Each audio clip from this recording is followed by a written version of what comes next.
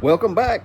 This is the sixth in a series of videos that I'm doing on thrifting for free and then buying things to sell online for a profit. And the free part comes in, I started with $0. I took a bunch of cans and bottles to the local drop-off point, turned them in, got the deposit back on them. So not really free, but kind of free, because those things would have ended up in the trash. And during the last episode, we had a couple of sales while I was editing the video. I can't speak sometimes, folks. Hey, anyway, we had a couple of sales. So I'm going to get you turned around. I'm going to show you what sold over the weekend. That is part of the free money challenge. And then we're going to do the math and see how that affects our budget. So give me just a second and I'll show you. Here's what went out. We had a VCR DVD combo, which I paired it up or combined a blank VHS tape with it. When we bought it, it had the original remote control with it. We also threw in a set of RCA cables. We'll talk about the money on this stuff here in a minute, but I believe all in the buyer was right at $90 on this piece. Next up, you may have seen these in the last video. These are circuit boards. All that gold you're seeing, well, guess what? That is gold. Now, it's not solid gold. It's a gold foil. And there are people out there who know how to process these to recover that gold. Now, there's not a lot of money in these individually, but if you can find a fair lot of them, they probably go somewhere between $15 to $20 per pound. This was just over a pound. I charged the buyer, or I listed them to get a quick sell. I listed them at $14.99 plus shipping, and that's what the buyer paid. And last but not least, we had this little match safe. I know you saw this one in the last episode because I was talking about how I always had one in my pocket or my tackle box when I was a kid. This thing sold for $12 plus shipping. So we've got some math to do. We left off last week $56.96 to the good. All of this was $139 gross. That's including shipping and everything. So give me a minute to do the math and I will get back to you and show you what our budget's like. And we're going to have one more update to the budget today, and that's going to be because I drop off another bag of bottles and cans. So stick with me. I'll be right back. I've done the math. After subtracting for shipping labels, after taking out final value fees, transaction fees, the original buy cost, and then setting aside 30% for tax purposes, and then adding the buy cost back in it because we still got that money. That money came back to us. We come up with an addition to our budget of $66.40, giving us a grand total of $123.36. Now we're going to add to that again here shortly because, like I said before, we are going back to the bottle drop. And when we get done there, I think we're going to start where we've had the best luck lately, and that is going to be the Goodwill bins. So I'll see you there and let you know how much we add to our $123.36. All right, folks, we are at the bins. We weren't able to drop bottles off. They closed early today due to the heat warning that is in effect. So we'll do that another day. We came to the bins and it's almost a complete bust. If it wasn't for that cast iron pot lid, which I happen to know for a fact is an older one, worth good money by itself, I probably wouldn't even buy anything here. These are cuckoo clock weights. They can bring $15 to $25. And that's pretty much all we got. Some supplies and a couple of personal items. So let me get out of here, get this stuff paid for, and we'll update the budget we're working with. So it's day 2 at the bins. Yesterday it was 100 and FU degrees out here. And I missed the bottle drop place closing because of the heat advisory. And I worked all day in the heat before I even started doing my sourcing route. And I was wore out. So we are going to get back in here and see if we can do better today. And I did make the bottle drop today. We added $7.60 to our budget. Yesterday we spent $1.50 of our budget on one really good item plus 2 other run-of-the-mill items. So we're in here. I'm gonna get in here. If I find something I can film, I will bring you in. If not, I'll see you when I get done. Folks, it's time to show you the haul that I got over the past 2 days of going to the Goodwill bins. That TV, you can see it's sitting there working. Let's see, they're on a very dark screen right now, but yep, there we go, it's working. And it's real hard to photograph old CRT screens with modern technology in these phones. Anyway, they charged me $2 for that TV, and you can see it's sitting there working, and I should be able to get somewhere between $80 and $100 for that little TV. It's got the built-in DVD player, and it is a Magnavox 13-inch color TV. Moving on, we got a Sony remote control of some kind. I should be able to get somewhere in the neighborhood of $10 for that. Found a couple of Switch games. The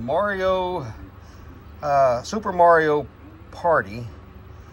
If I remember right, that's somewhere in the $20 range, $20 to $30 range, game only. The other game that's in there, Hello Neighbor, I think it's like $8 to $10. This cast iron lid is a fairly rare one. It's a 10.5-inch hammered Griswold number 9. I do really well with lids. But, and it's an overlooked thing. Here's another one. I got a Pyrex lid here. Should bring somewhere in the $15 range for that lid. And at my bins, glass is 10 cents a pound. I don't think this thing even weighs a pound, so maybe we got 10 cents into it. Maybe we got 8 cents into it, whatever. Let's see, we got some media. Nightmare Before Elm Street. Nightmare Before Christmas. They always sell well for me. I get anywhere from $5 to $10 depending on the condition. That one is in the $5 range. Got a Scooby-Doo. We got a CD of the Schoolhouse Rocks music. If you're a Gen Xer, you know exactly what that is. Cross of Iron. I guess that's a fairly out of print, hard to find DVD. So there we go with that. Billy the Big Mouth Bass. I normally get around 20 bucks for these. Now he still needs to be cleaned and tested, and I'll test him before I clean him. It sucked put in all that work of cleaning and then find out he don't pass the test or doesn't work. Let's see, we got some cuckoo clock weights. There's a set, and there's an odd one out. I would think I found all three of these together, and I would think they go together, but they have a different style of attachment. So that one will sell individually. Get about $15 per set of these weights, and this guy right here, maybe 8 to 10 bucks. He's a larger one. I'll have to weigh him, and you sell these by weight and length. So there we go. That's all the stuff that we got at the bins over the last 2 days. So stick with me, because we're going to come up with a new way of doing this challenge. So we'll see you soon. All right, folks. I was telling you guys in the last clip that we're going to do this challenge a little bit different. And I've been keeping track of every penny, everything that I spent. Then we list it, and I put a special SKU number on it, which I am going to continue to do, so I know that it is part of our free money challenge. And then I roll, every time we sell something, I calculate the profit, the taxes, the fees, blah, blah, blah. It's a lot of math, and it's not that difficult. It just added work on me. And I don't really see the point. I'm pretty sure I've made the point that you can start with little to no money and go out there and thrift things and sell them online for profit. And a good profit. I mean, right now I have over $100 left in the budget. I just got to find $100 worth of stuff to buy. So I think what we're going to do going forward is every time I go to the bottle drop in one of our videos, that's going to be the budget for the free money challenge. I'm still going to do all the sourcing, but there's a lot of stuff you guys don't get to see me pick up. So we're going to start including that in my weekly video of me out thrifting for stuff to sell online, and then I'll just point out the stuff that's part of the free money challenge. And then as we sell things, I'll let you guys know what's been sold. But as far as keeping track of how much money we got in the bank doing this, I don't think we're going to continue to do that. So if you want me to continue to do that, let me know down in the comments, and I'll continue to do it. But honestly, I don't see the point. So stick with me. We're not done with this week. We got some more shopping to do. It's only Tuesday. We got 3 more days worth of shopping to do for this. And right now, I need to get busy listing all of this stuff we picked up at the bins. So y'all hang tight, and I'll see you at the next thrift store. Well, folks, I have been hitting the thrift stores hard every day for the last 3 or 4 days. And it just keep coming up empty-handed. And I thought I was going to have to do my outro without showing you anything that I found in a thrift store. We did okay at the bins. In fact, we've already got some of that stuff listed and sold, and we'll get to that later when I get back to the shop. But I decided to come by my local Goodwill here in Medford, Oregon one more time before we wrap this video up and get it ready for editing and get it listed up for you tomorrow. And it appears it's going to be a shoe day. We got a pair of Jordans, or Air Up Tempos. These should bring us somewhere between 50 and 75, and they're 10 bucks. Got a pair of women's On Clouds. They're smaller, but they're a size 7, so not tiny. These should bring us somewhere in the $40 to $50 range. And we got a pair of Sauconys, again, women's. I think these are a size 7 or 8, and they should bring us somewhere in the $40 range, and they're only 8 bucks. So we did okay. So I'm gonna get these home, get started cleaning them so we can get them listed, and we're gonna get this video wrapped up, and I'll get back with you to let you know where we stand on our budget and how much money we've made. I'll see you back at the shop. Well, folks, we have hit a setback, a snag, a problem. The VCR DVD combo unit back at the beginning of the video, it got delivered yesterday, and late last night, I get a message on eBay saying the thing doesn't work. And this guy, this buyer, sends these long, garbled paragraphs of completely unnecessary information about his childhood and football and how much he knows how to use these things, because he got 7 or 10 of them in his house. He doesn't live in a house, he lives in an apartment, and it's the 3rd one in the last year or so.